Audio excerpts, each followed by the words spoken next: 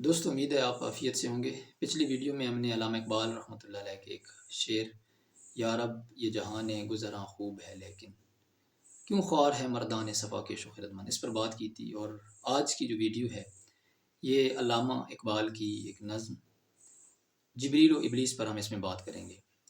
دوسرے شعری مجموعے بال جبریل سے یہ نظم لی گئی ہے اور یہ نظم مکالماتی اور کرداری نظم ہے۔ اس میں دو کرداروں کا مکالمہ ہمیں ملتا ہے۔ اگر اس کی ادبی خصوصیات کو دیکھا جائے تو فلسفیانہ غور و فکر اس کے اندر ہمیں ملتا ہے۔ اس میں جذبات نگاری اور حقیقت بیانی جیسی ادبی خصوصیات کو علامہ اقبال نے جمع کیا ہے، اور ان ادبی خصوصیات کی وجہ سے یہ جو نظم ہے جبریل و ابلیس، یہ نہ صرف بال جبریل کی ایک بہترین نظم ہے، علامہ کی بہترین نظموں میں اس کا شمار ہوتا ہے، بلکہ اردو ادب کی بہترین نظموں میں اس نظم کا شمار ہوتا ہے۔ دو آفاقی کرداروں کا مکالمہ اس نظم کے اندر ہے۔ ایک کردار جبریل کے نام سے ہے اور ایک کردار ابلیس کے نام سے ہے۔ جبریل کا جو کردار ہے وہ تسبیح کی علامت ہے، تحمید کی علامت ہے، اور اطاعت اور فرما برداری کی علامت ہے، عبادت کی علامت ہے۔ اس کے مقابلے میں جو ابلیس کا کردار ہے وہ سرکشی کی علامت ہے اور بغاوت، حرکت و عمل اور خود شناسی و خود نگری کی علامت کے طور پر اس نظم کے اندر ہمیں یہ کردار ملتا ہے۔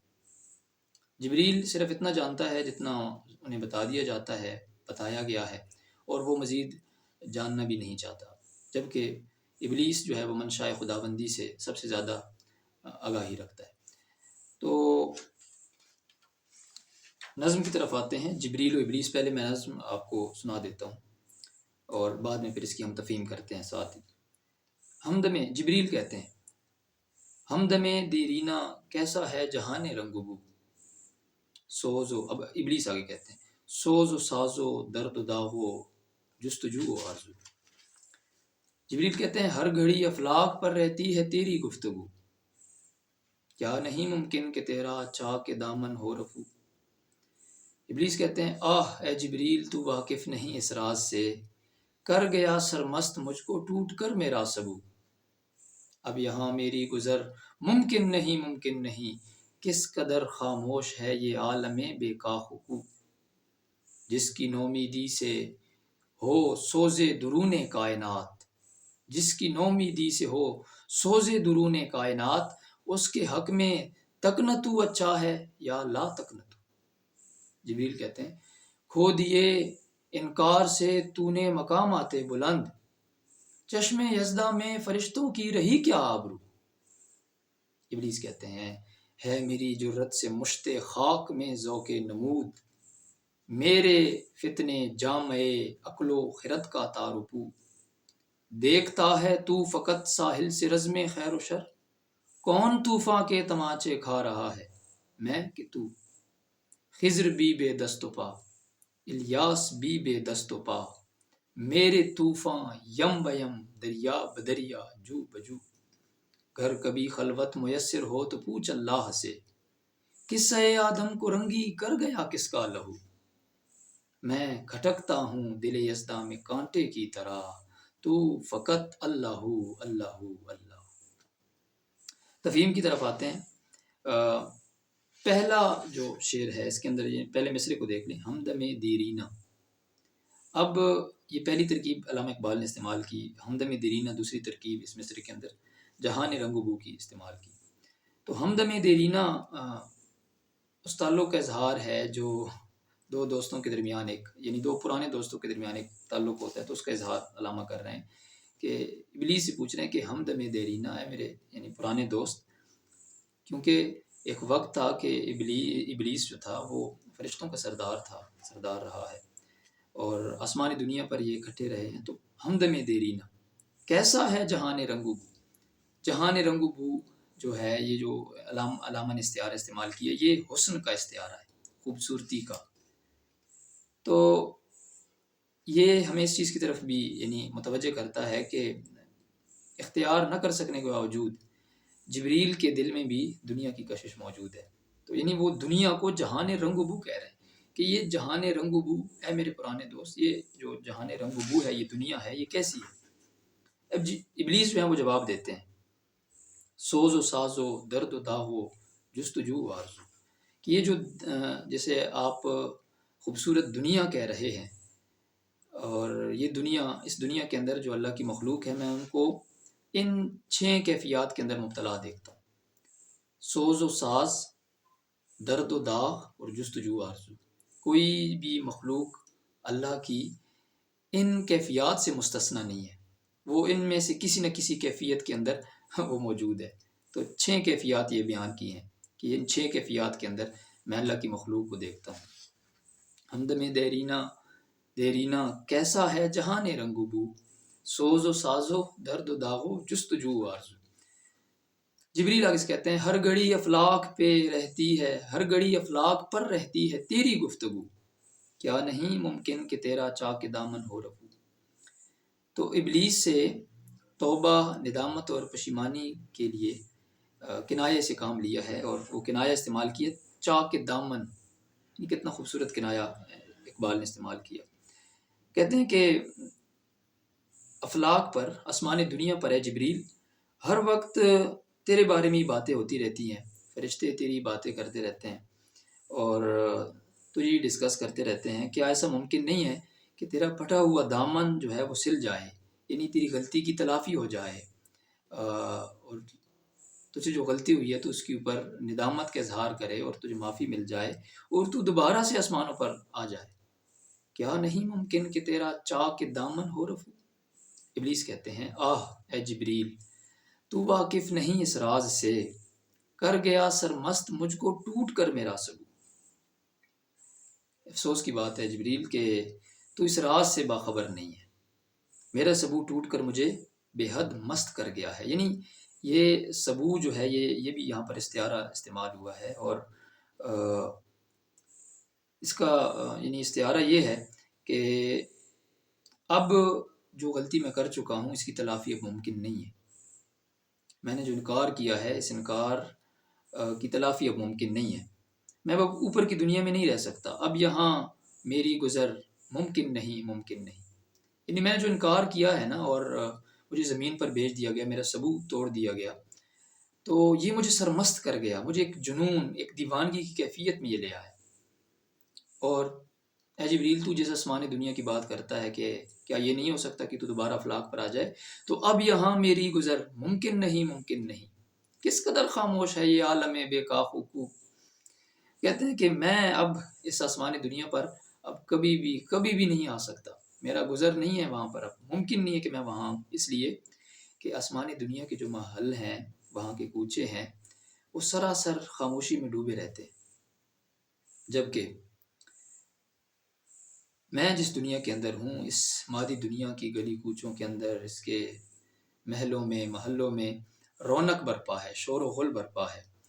سو جس کی نومیدی سے ہو سوزے درون کائنات، یہ جو سارے ہنگامے برپا ہیں اور یہ شور و غل برپا ہے، اور اس دنیا کے اندر ایک رونق ہے، ابلیس کہتے ہیں یہ میری نا امیدی سے ہے، میری مایوسی سے ہے۔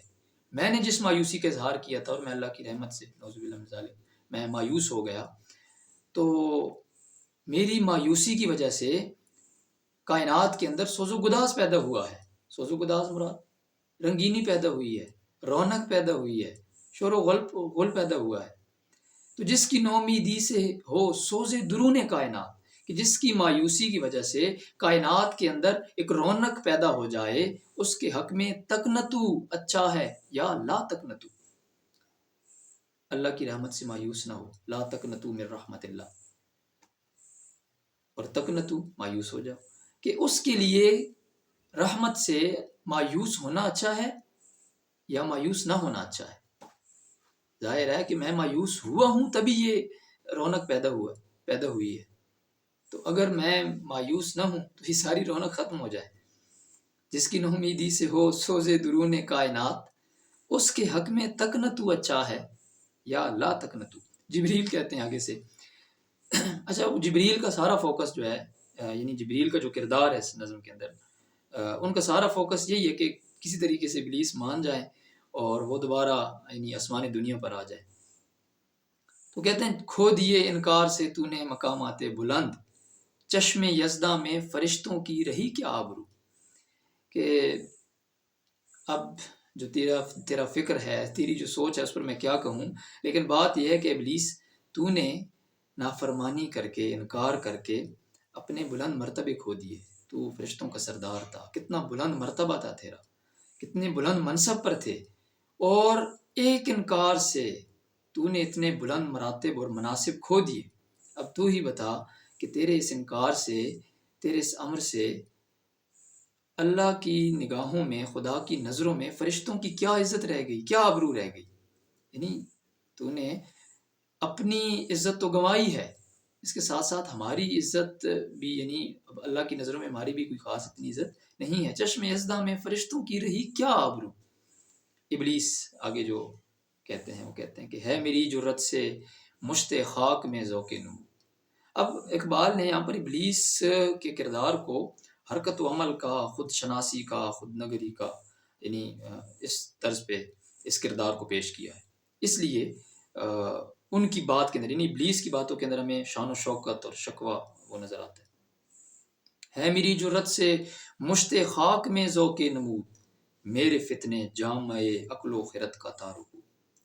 کہ بھئی آپ یہ شکوہ کرتے ہیں کہ میں نے اللہ کا حکم نہیں مانا، تو حکم نہ مان کر میں نے جو نافرمانی کی ہے، یہ اسی نافرمانی کا نتیجہ ہے، اسی انکار کا نتیجہ ہے کہ انسان، یہ خاک کا پتلا، یہ اپنے اظہار کے لیے اپنے اندر ترقی کا جذبہ پیدا کر رہا ہے، اور اظہار کا ذوق اس کے اندر پیدا ہو رہا ہے۔ میری جرت سے ہے، میری جرت سے مشت خاک میں ذوق نمود، ذوق نمود پیدا ہو رہی ہے اس کے اندر، بڑھنے کا حوصلہ اور ذوق پیدا ہو رہا ہے، جذبہ پیدا ہو رہا ہے۔ اور جیسے آپ فتنے کہتے ہیں نا کہ میں فتنے اٹھاتا ہوں، اور یہ فتنے میرے اٹھائی ہوئی فتنے ہیں، جس سے لوگوں کے اندر عقل و خرد کو استعمال کرنے کا جذبہ پیدا ہو رہا ہے اور سوچنے کا جذبہ پیدا ہو رہا ہے۔ تو عقل سے جو لوگ کام لے رہے ہیں، عقل استعمال کر رہے ہیں، یہ میری ہی اٹھائی ہوئی فتنے ہیں، فتنوں کی وجہ سے ہے۔ دیکھتا ہے تو فقط ساحل سے رزم خیر و شر۔ اے جبریل، تجھے اتنے پریشان ہونے کی ضرورت کیوں ہے؟ تو کیوں اتنا پریشان ہوتا ہے کہ تم تو فقط ساحل سمندر کے کنارے کھڑے ہو کر، یہ جو دنیا کے اندر شر اور خیر کی جنگ لگی ہوئی ہے، نیکی اور بدی کی جنگ لگی ہوئی ہے، تم تو ساحل کے کنارے کھڑے ہو کر بس اس کا نظارہ کر رہے ہو، نظارے دیکھ رہے ہو۔ کون طوفان کے تمانچے کھا رہا ہے، میں کہ تو؟ اس دنیا کے اندر، اس رزم خیر و شر میں، اس نیکی اور بدی کی جنگ میں ہوں جو تمانچے کھا رہا ہوں، تھپیڑے کھا رہا ہوں اس طوفان کو کے سامنے کھڑا ہوں۔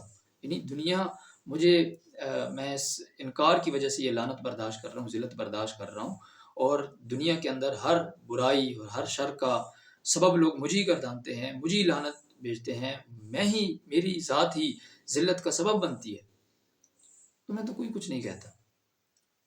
تو کون طوفان کے تمانچے کھا رہا ہے، میں کہ تو؟ خضر بھی بے دست و پا، الیاس بھی بے دست و پا، میرے طوفان یم بیم دریا بدریا جو بجو۔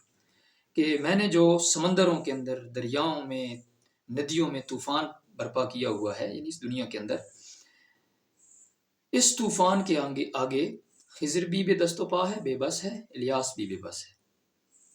اور پھر گر کبھی خلوت میسر ہو تو پوچھ اللہ سے۔ انداز دیکھیں، یعنی ابلیس یہ کہنا چاہ رہے ہیں، یہ بتانا چاہ رہے ہیں کہ آپ کو تو اللہ سے کبھی خلوت میں ملنے کا موقع بھی نہیں ملا، کبھی تنہائی میں ملاقات کا موقع بھی نہیں ملا، گر کبھی خلوت میسر ہو۔ جبریل کو کہہ رہے ہیں کہ اے جبریل، اگر ویسے تو آپ کو خلوت، تنہائی میں ملاقات نہیں ملتی، ملاقات کرنے کا موقع نہیں ملتا اللہ سے، لیکن گھر کبھی خلوت میسر ہو، کبھی اگر ایسا ممکن ہو کہ آپ کو ملاقات کا موقع میسر آئے، تو اللہ سے پوچھنا، گھر کبھی خلوت میسر ہو تو پوچھ اللہ سے، قصہ آدم کو رنگی کر گیا کس کا لہو۔ یہ جو قصہ آدم ہے، اور ایک رنگین واقعہ یہ بنی ہوئی ہے، قصہ آدم ایک رنگین واقعہ بنا ہوا ہے، تو اس کو، یہ ایک عام سا واقعہ تھا، ایک عام سی بات تھی، اس کے اندر یہ ساری چاشنی، کشش اور رنگینی کس نے پیدا کی ہے؟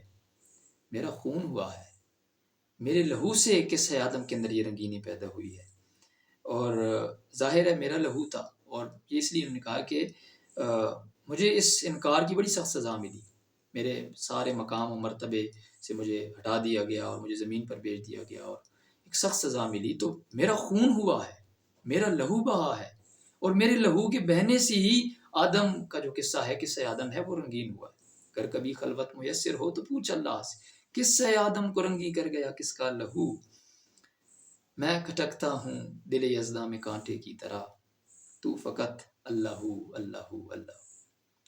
کہ اے جبریل، یہ میری ذات ہے، میں ہوں، میرا کردار ہے جو اللہ کی نظروں میں، خدا کی نظروں میں کانٹے کی طرح کھٹکتا ہے، چبھتا ہے، اور تو جو ہے ہر لمحہ ذکر کی حالت میں رہتا ہے، اطاعت کی حالت میں رہتا ہے، تسبیح کرتا رہتا ہے، اللہ اللہ اللہ کا ذکر کرتا ہے، ورد کرتا ہے۔ تو یہ میں ہوں، میری ذات ہے جو اللہ کی نظروں میں کھٹکتی رہتی ہے۔ تو یہ بڑی ایک بہترین نظم ہے۔ اس کے اندر آپ نے دیکھا کس طرح جبریل اور ابلیس کا جو مکالمہ ہے وہ اقبال نے اس نظم کے اندر کیا ہے، اور اس نظم کے جو الفاظ ہیں، یعنی آپ تراکیب کو دیکھیں اور اس کے اندر ایک جوش، ایک ولولہ، ایک جذبہ، وہ چیز آپ کو نظر آئے گی، اور اس نظم کی جو لفاظی ہے اس کے اندر ایک شان و شوکت کا وہ آپ کو نظر آئے گی، چیز ملے گی آپ کو۔ تو یہ نظم تھی علامہ اقبال کے شعری مجموعے بال جبریل کی ایک نظم ہے، یہ دوسرا شعری مجموعہ تھا علامہ اقبال کا، اور اس کے اندر سے یہ نظم ہم نے لی ہے۔ ملتے ہیں جی ایک نئی ویڈیو کے ساتھ۔